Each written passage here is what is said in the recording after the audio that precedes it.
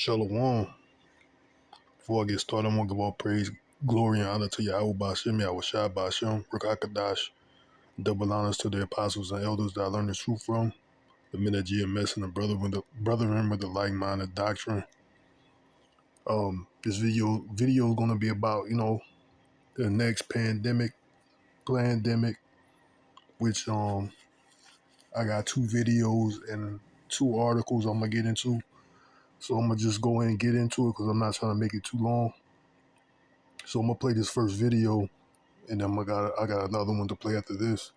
It's gonna show what the title got here, what Gates on how the world should prepare for the next pandemic. So I'm gonna let it play. Bill, how confident are you that we as a global community will deal with the next pandemic better? Well, there were a lot of people in 2015 after the Ebola epidemic who were talking about what needed to be done. And in this pandemic, the countries that had some exposure to SARS-CoV-1 were amongst the outliers. So Australia is a true outlier. They orchestrated diagnostics, they executed quarantine policies, and they have a death rate in a different league than the other rich countries. I mean, just utterly different. And everybody had the capability to do that. They, have less PCR machines than other rich countries. It wasn't some thing. They had more travelers coming in from China than other countries. So hopefully, given the so many negative things, not just the millions of deaths and the economic toll, but the lack of schooling, depression, overdose deaths. I mean, it's hard to make the entire list. As you say, for men, more men died. For women, more women had unacceptable burdens thrust onto them. So the cost of being ready for the next pandemic is not super large. It's not like climate change where, 10 trillion, 20 trillion, these are big numbers. Global surveillance capability would cost like $1 billion a year. The R&D that we need to do to get magic vaccines and diagnostics and therapeutics, that's less than 100 billion over the next decade. So, if we're rational, yes, the next time we'll catch it early, and it won't go global like it did this time. Bill, how confident are you? So basically, he was talking about another pandemic, the cost of it, and how to prepare. Basically, he was going into what's going on now, the mandatory or suggestion of the juice, getting that venom, and how much would it cost or what so have you. But it's the same thing, because there is like, what is that saying? Don't let a good crisis go to waste. William Churchill, it's a saying from William Churchill, don't let a good crisis go to waste. So I got another video I want to play. It's a news clip. It's like, yeah. All right, this is the news clip. This is the next pandemic. I'm going to let it play.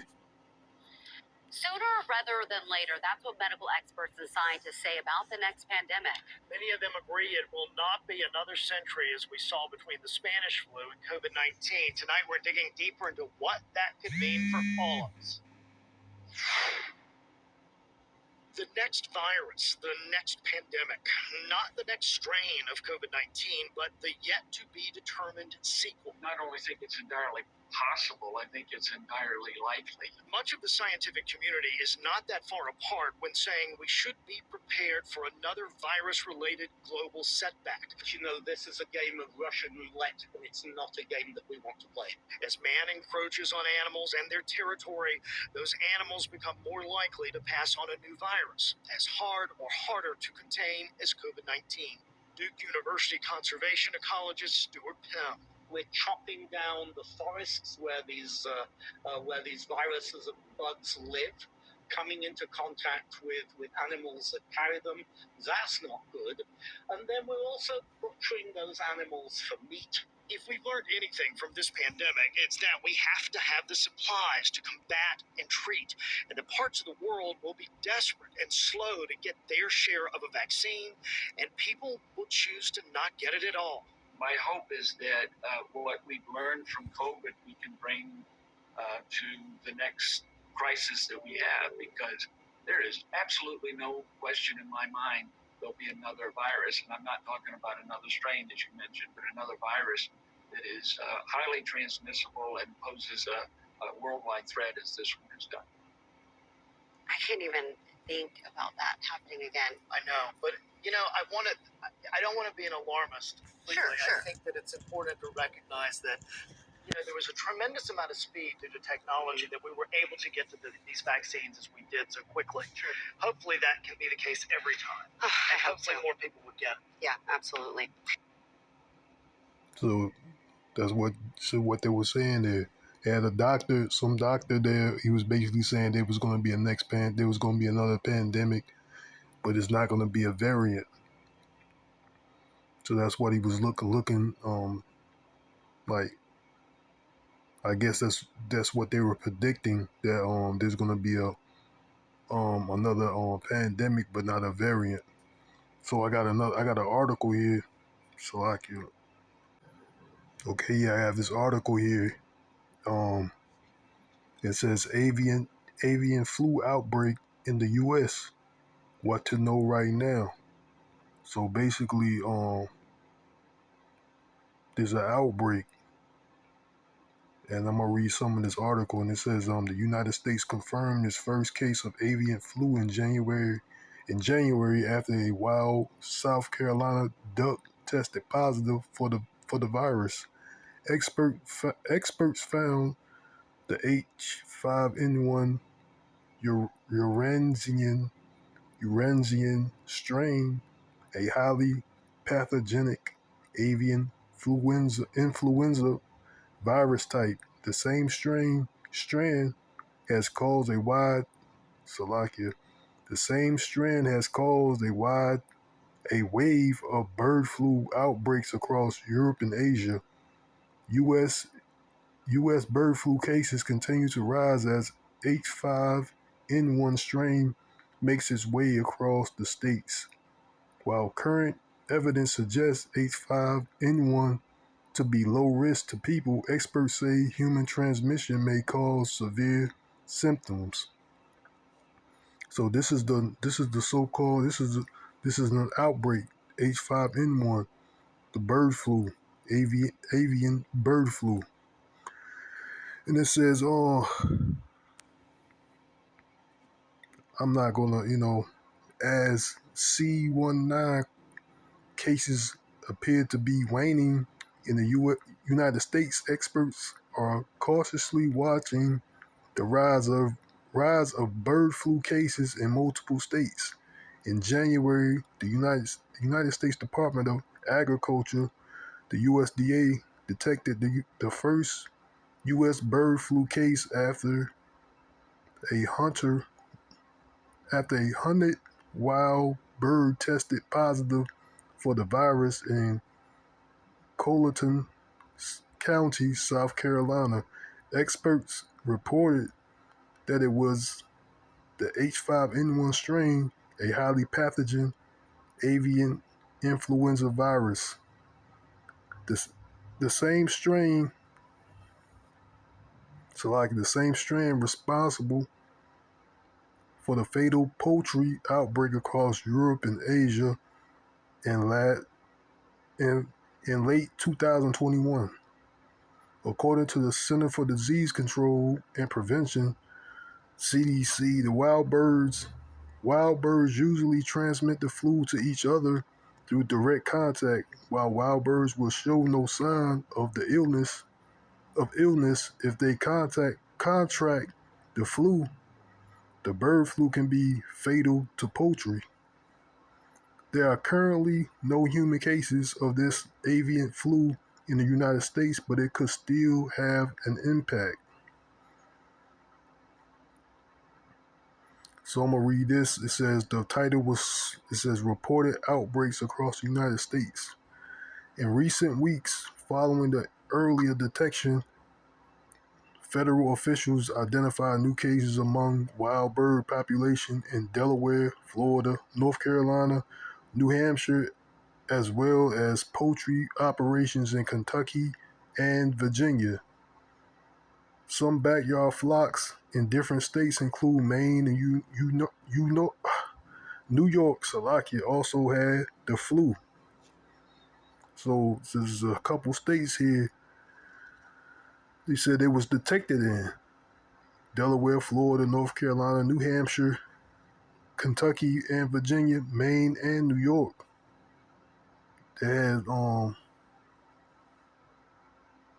this flu. So I'm gonna skip down.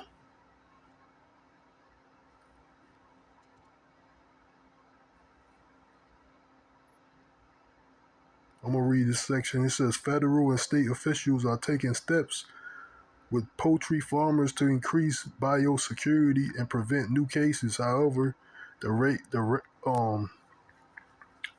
this raises concerns about why bird flu is rising across the states.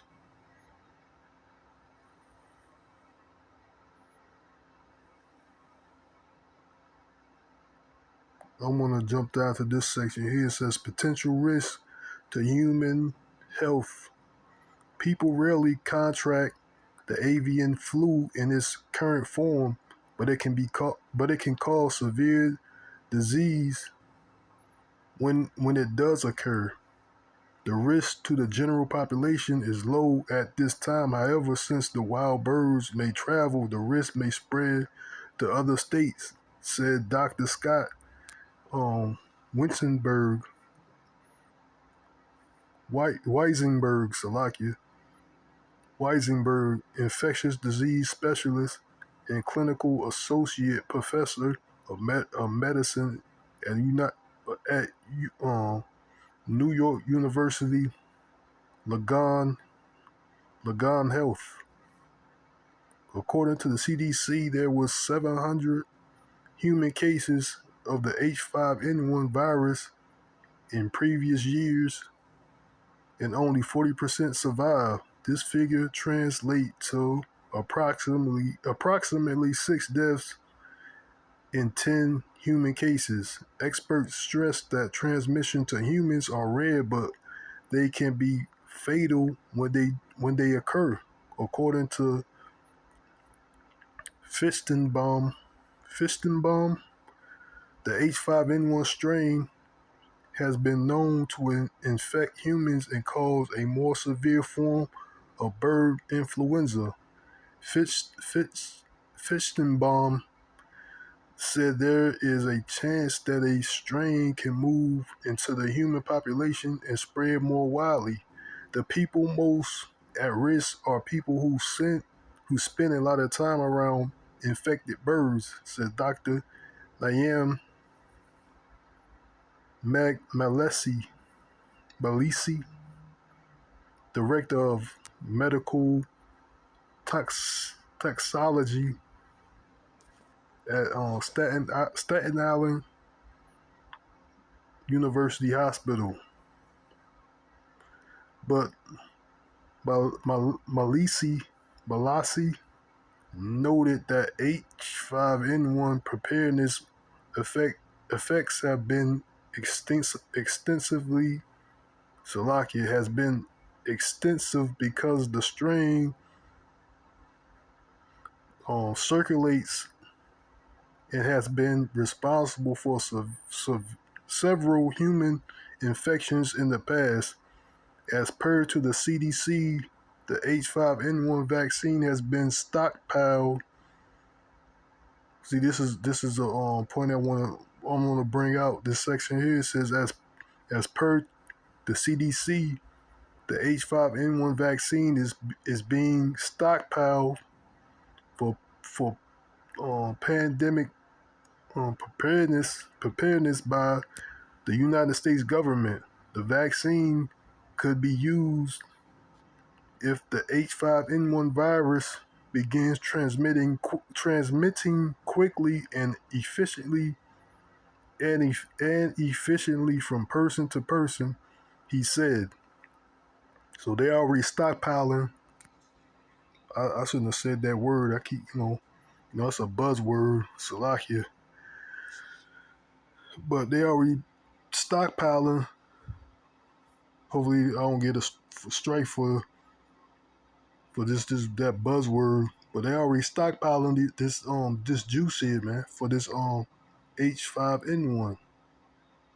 So the government's already stockpiling it. So what? What is that? This is a possible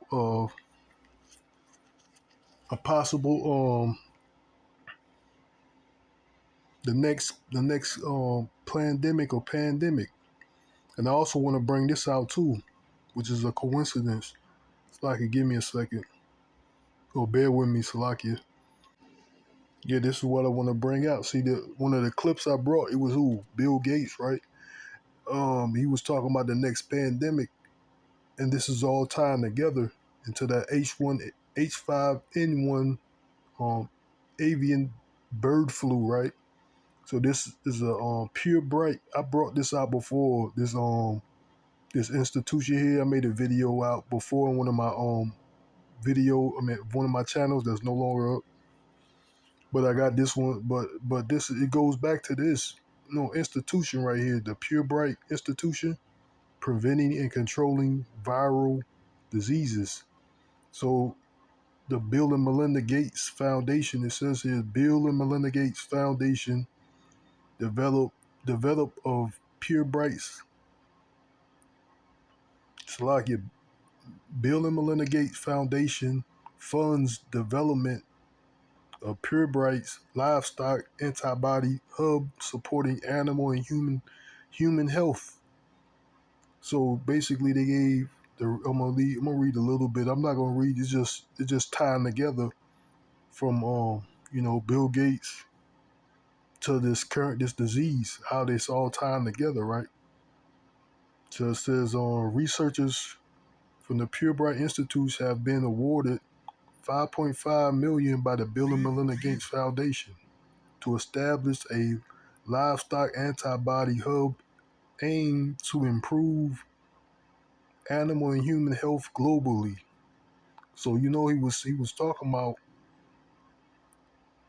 in that first clip, he was talking about a pandemic, and he was saying that it might not be a global thing, but he was going to certain situations in other countries and how they dealt with epidemics or pandemic or epidemics during or outbreaks in certain in particular regions.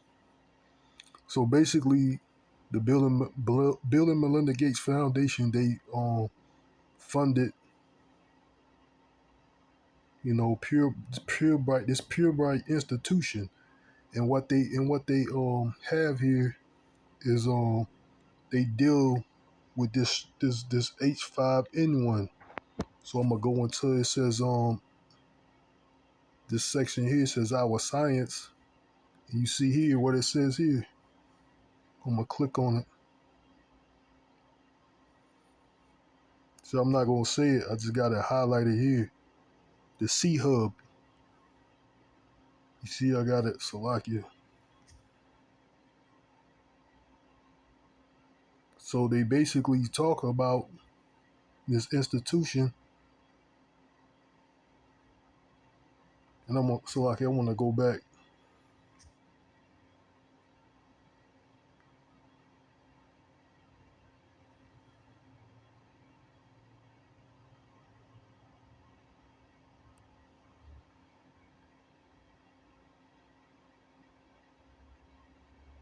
I think it's news and events.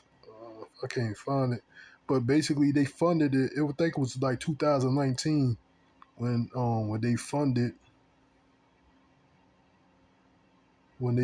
this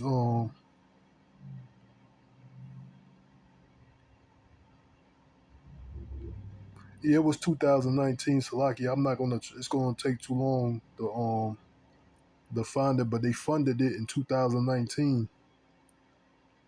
So I'm gonna go to this section here.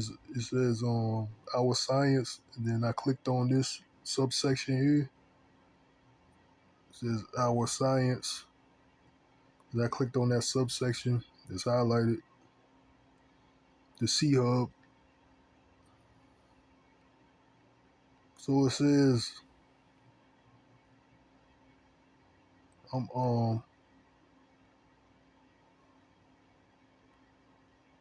I'm not gonna read this section because I'm not gonna try and make this video too long. But basically, you see it here, so you can read it. You can go to this website and read it if you would like. That they deal with this thing that's going on right now, this C thing.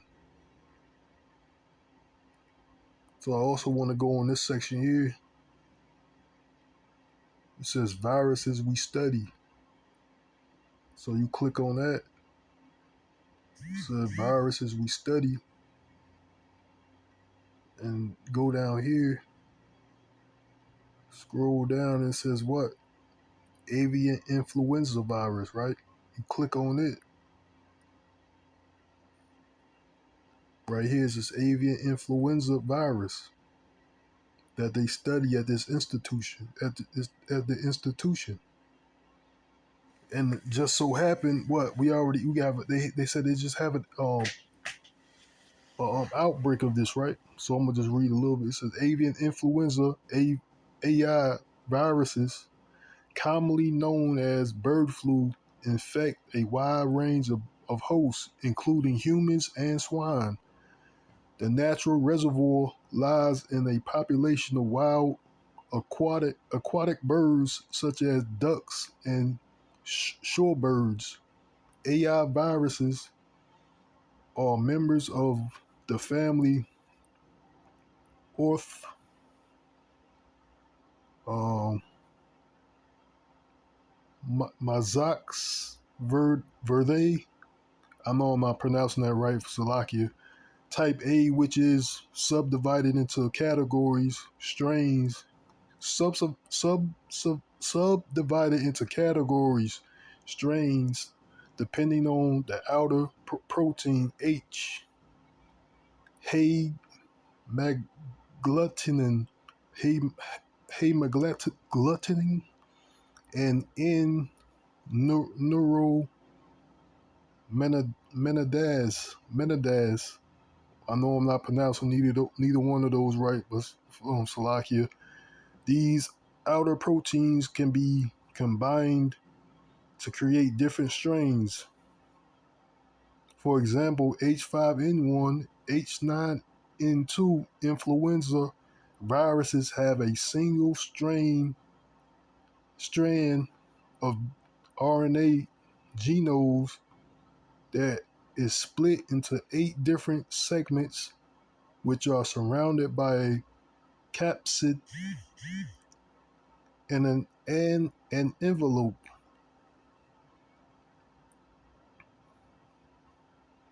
So basically, he's telling you it's got the what we just read in the first one, right? This one, H5N1.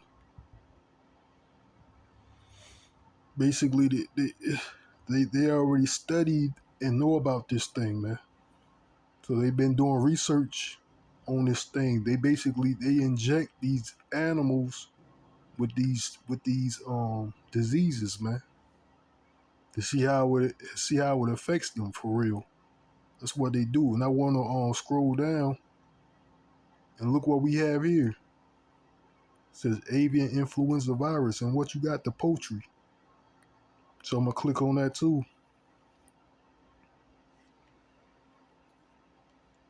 It's avian influenza. It looks familiar at the other one, right? It's like it looks familiar. It looks very familiar to this, right? Right here, it looks familiar, right? The same, the chickens.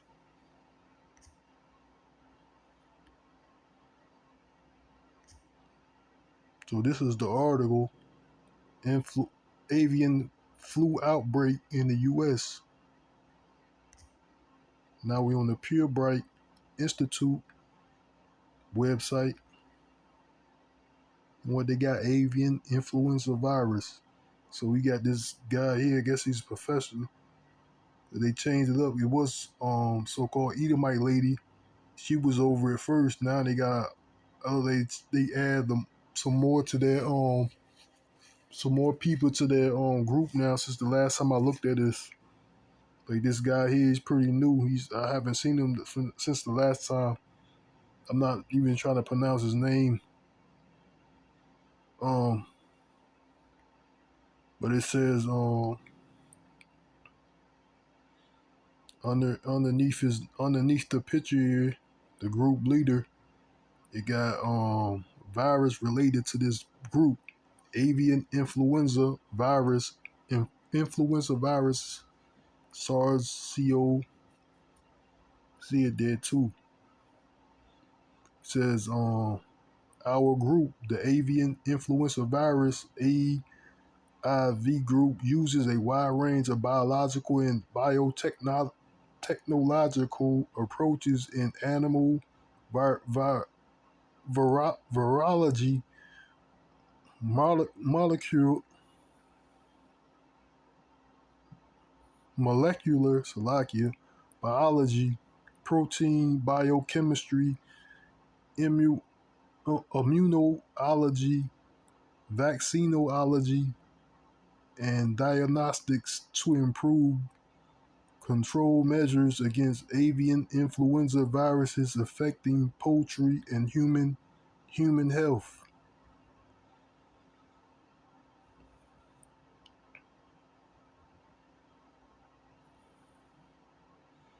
Says our aim is to investigate how avian influenza viruses of different protein subtypes, hema, hemagglutinin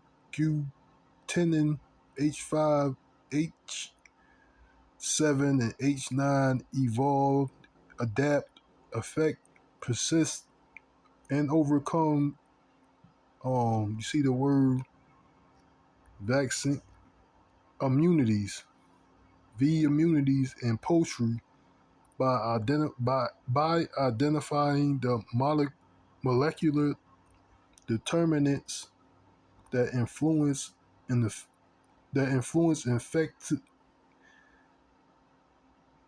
infectivity, transmissibility,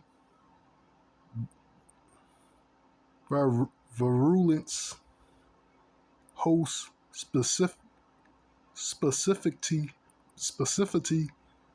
and vaccine effectiveness. And vaccine effectiveness, Salakia. Yeah, that was a lot of there was a lot there. But basically that's what they do. They say they investigate how that is done through the poultry. So what they do, they inject these animals with this virus, man, that they create to improve vaccine effectiveness and delivery platforms through developing novel vaccines against avian influenza. We must aim to do this by expressing protective antigens of the of AIV into vaccine strains of other viruses already being employed by poultry. Example: herpes virus of turkeys,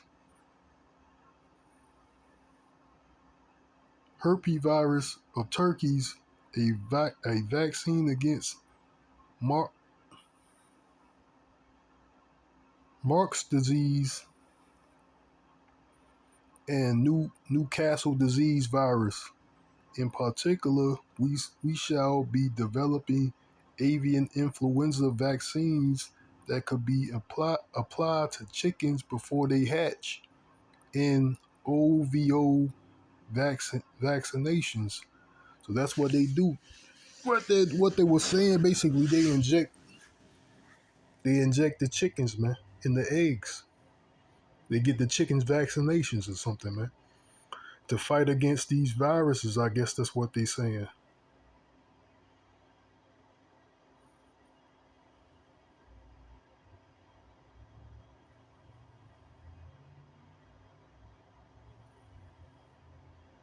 So that's a lot there, man. See that now they talking about. See, that's what they study, man. They studying what this is the wicked, man. Esau Edom, man. It's the secret councils of the wicked, man. So this is what Esau Edom does in these secret laboratories. See, this is a laboratory, man. That only you got to have certain people know what's really going on there. The people that work there, a lot of them don't. A lot of them think they're doing something for a good cause, not knowing what the wicked, knowing Esau Edom, what his primary reason of doing these studies and inventing this these juices. They A lot of people that work there probably don't know their true intentions, man. Which Esau Edom is the wicked, man. You know, he trying to he got the deep pop agenda. So so I just want to let you know that's very what a coincidence, man. That this organization here, this institution, organization is funded by the Bill and Melinda Gates, and coincidentally, we have this outbreak here, influenza flu outbreak. What a coincidence! And they was talking about some new pandemic, man. So I also want to go here. I forgot how I got to this section here, but it's on the same website. Like, let me see if I know how I found it. I think I went to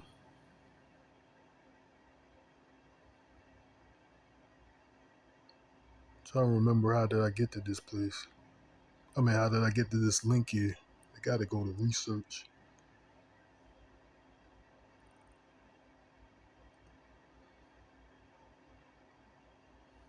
or resources.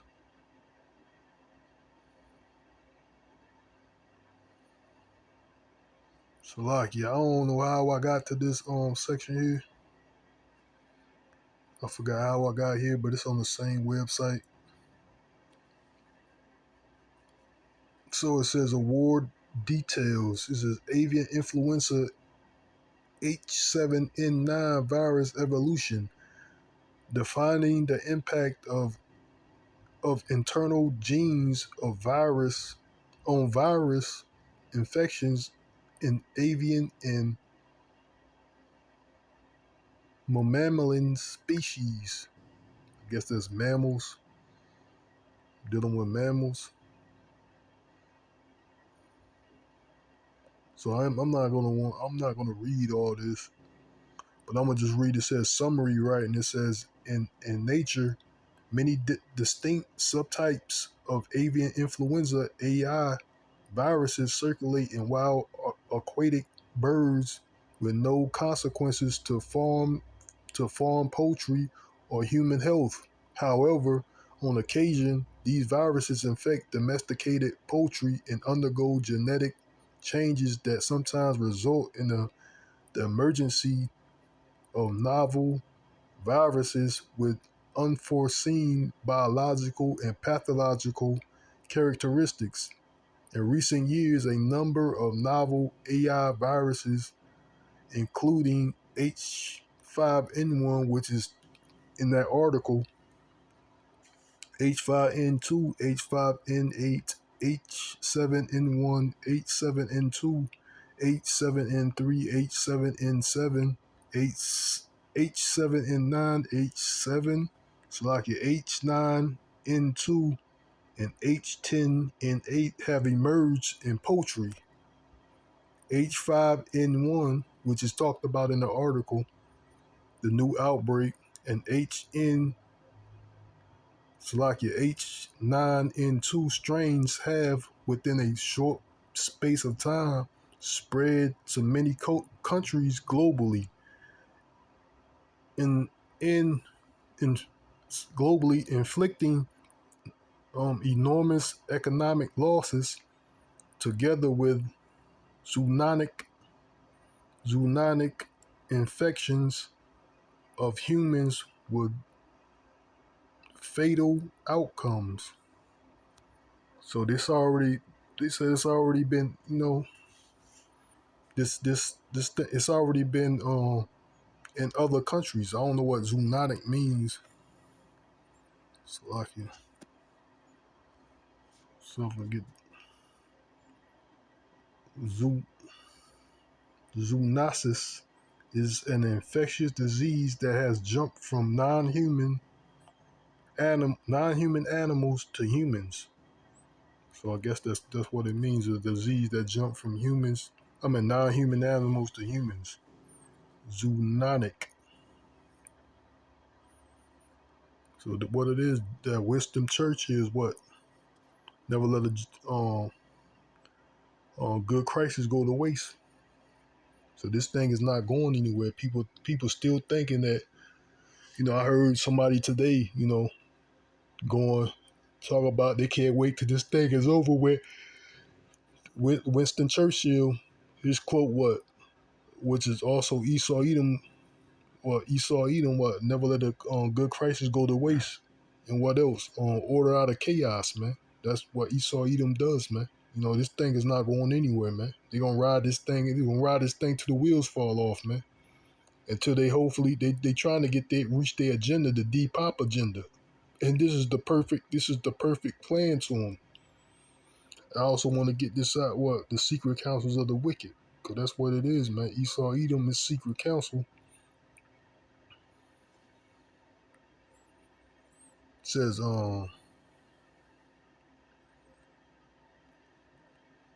Psalm 64, and start at the top. It says, hear my voice, O YAHAWAHSHI, and my prayer, preserve my life from the fear of the enemy. Hide me from the secret counsel of the wicked, from the insurrection of the workers of iniquity, who with their tongue like a sword and bend their bows to shoot their arrows, even bitter words, that they may shoot in secret at the perfect. Suddenly do they shoot at him and fear not. They encourage themselves in the evil matter. They commune of laying snares privily. They say, "Who shall see them?" So that's Esau Edom, man. At the and the perfect is Israel, man. You so-called blacks, Latinos, and Native Americans, man, which they try to promote this juice too. It's all over the news, it's everywhere, bulletins, posters, that they try to promote this juice to the so-called blacks, Latinos, and Native Americans, which are the children of Israel, man. This is one of the secret councils of the wicked, man. I also want to get never trust thy enemy, man. That's in Ecclesiasticus 11th chapter, I think. Ecclesiasticus or Sirach.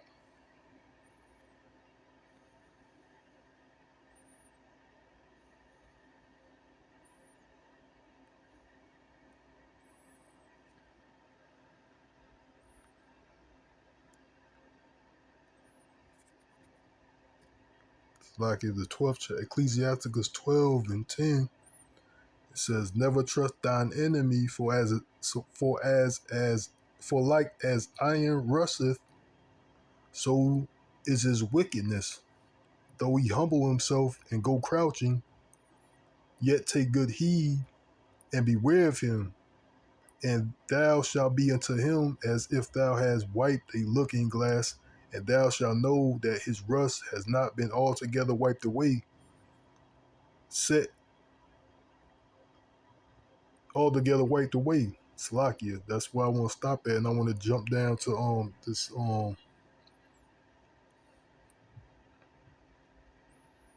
to 13. Who would pity a charmer that is bitten with a serpent, or any such come down wild beast? And that serpent and beast is Esau Edom, man.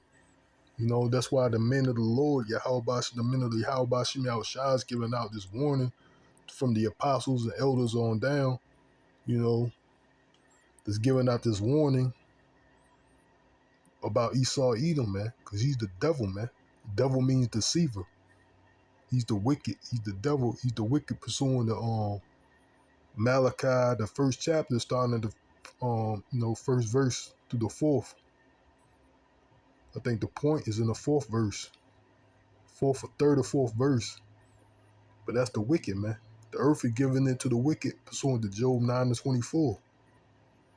So that's wicked. That's Esau Edom, the wicked, man. You know, and I want to jump to 16. It says, "An enemy speaks sweetly with his lips, but in his heart he imagineth how to throw thee into a pit." So that's what Esau Edom try to do, man.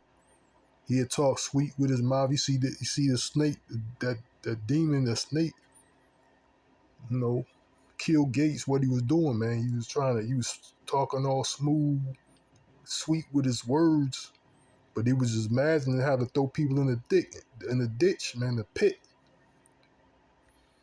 which is primarily you so-called tribes, man. Of course, they're gonna have casualties of war on this side of his people, but primarily it's for you tribes, man. So yeah, I'm gonna go ahead and end it off that because you know this video is pretty long.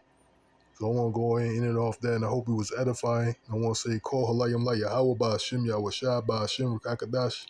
Shalom to the next time. Yahweh Rathazah, which means Lord willing. And Wild Bible Ball. DTA soon.